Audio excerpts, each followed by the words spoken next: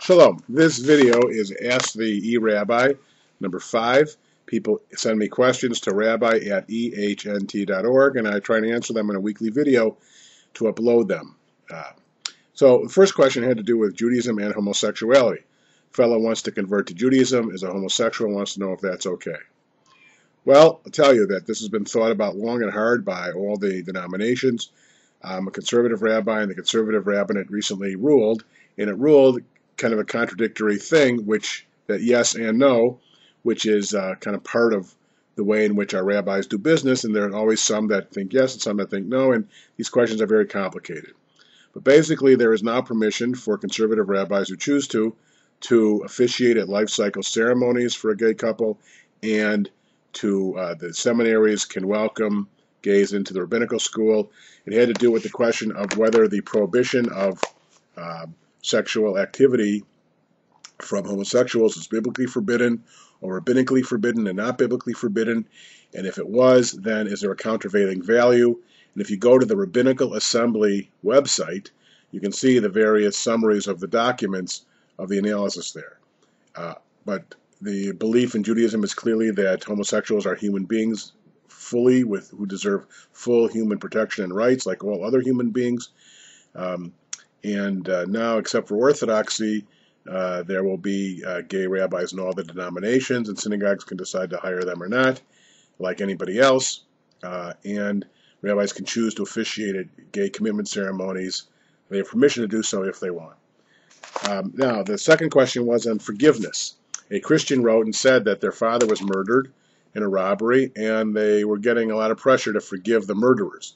My question was, were they caught? Did they serve time in jail? Did they ask for forgiveness? You're under no obligation to extend blanket forgiveness for people who have not shown any remorse and have not served a punishment. Yes, if they have served a punishment and they come to you sincerely at least 3 times and express deep remorse for their horrible thing that they did, then you can consider forgiving them. I did a whole video on this called Forgiveness. The other thing is you might consider rejecting them from your brain so they don't sit there and like bad renters and renting part of your brain and it hurts you all the time. You have to figure out a way to deal with it so that they don't continue to hurt you even though they killed your father. But forgiveness, no.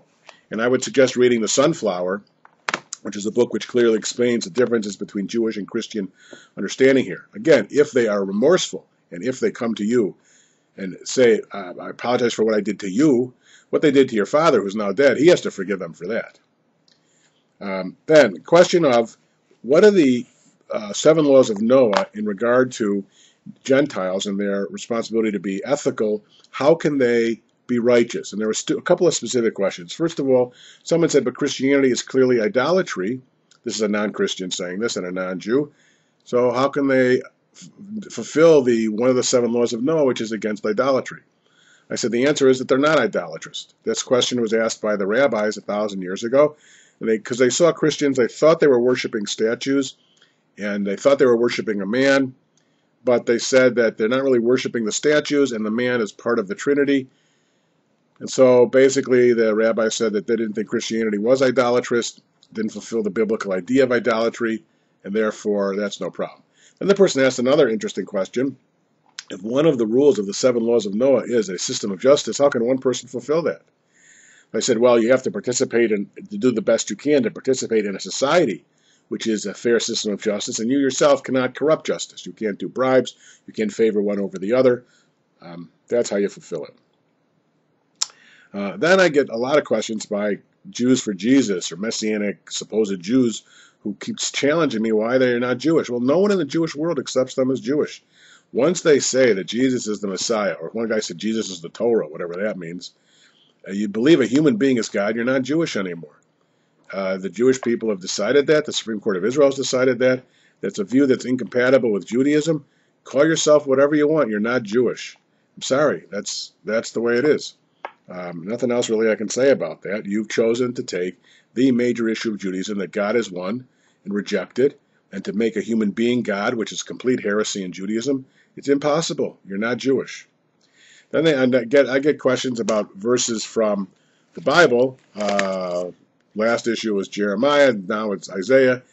And I've explained before that the Septuagint and the Christians mistranslate the word Alma in the Bible, which they translate as virgin, but there's a different word for virgin.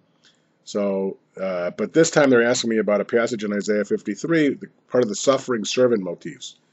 Doesn't that seem to suggest Jesus? Well, first of all, again, if the Bible wanted to say Jesus, it would have said Jesus. It doesn't say Jesus. Why do they think it says Jesus? Could be anybody. Most Jewish commentators think it's Jeremiah. Most of them don't think it's a person at all. I mean, some of them think it's referring to a person, but it could be Jeremiah. It could be anybody who lived. It doesn't say Jesus. And second of all, it's probably not a person at all, but the people Israel who suffer in their service to God and reject God. There's no evidence at all that it's a person, and certainly that person that they think it is. Then somebody asked me again, what are the things that a Gentile should do to best serve God? And I said, well, Judaism defines that as the 7 laws of the sons of Noah, and I encourage you to see that video that I've got. And then I get you can imagine all the interesting emails I get. The same day I got one that said, how could you not see that Islam is the truth? Well, I have a video on Islam.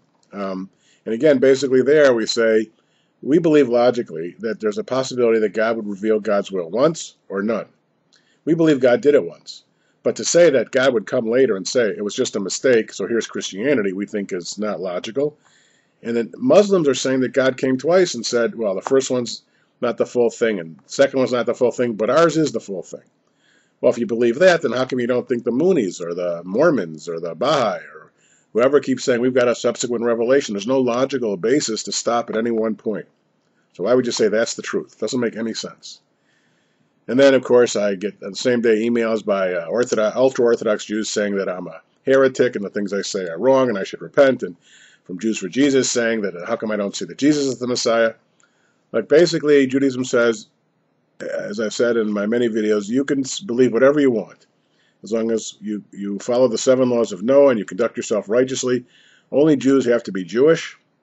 I think everybody should be Jewish, but only Jews have to be Jewish and follow the commandments.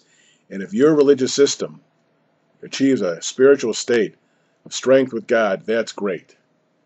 And but to say that the rest of us are not following the truth, what point does that serve? And we don't agree.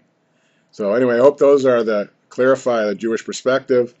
And again, remember that all the righteous of all the world inherit a portion of the world to come as a classic Jewish teaching. So go in peace and live a life of peace, all of us.